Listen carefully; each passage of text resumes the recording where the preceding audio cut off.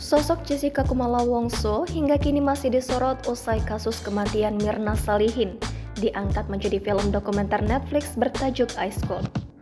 Jessica Wongso dikabarkan berulang tahun ke-35 tahun baru-baru ini. Hingga beredar surat Jessica Wongso di balik jeruji besi dilansir dari akun Instagram @rumpi_gossip. Dalam surat tersebut, Jessica Wongso menuliskan ungkapan terima kasih atas hadiah yang diberikan oleh salah satu sahabatnya, Tami, di hari ulang tahunnya. Selain itu, Jessica juga merasa bahagia karena Tami mendapatkan pekerjaan karena perbincangan mengenai dirinya. Jessica kemudian berharap agar dirinya dapat kembali bertemu dengan sahabatnya tersebut. Tak hanya itu saja, ia juga mengungkap bahwa dirinya dalam kondisi baik-baik saja meski berada di tahanan penjara. Namun, ia meminta Tami agar tidak terlalu percaya terhadap media yang memberitakan hal yang bukan-bukan mengenai dirinya.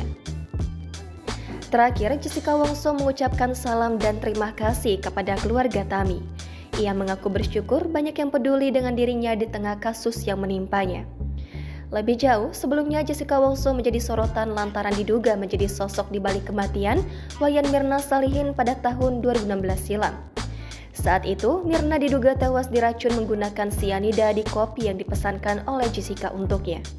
Selang beberapa tahun, kini kehebohan kasus tersebut dikemas melalui film dokumenter Ice Cold, Murder, Kobe, and Jessica Wongso berdurasi 1,5 jam yang dapat disaksikan di platform Netflix.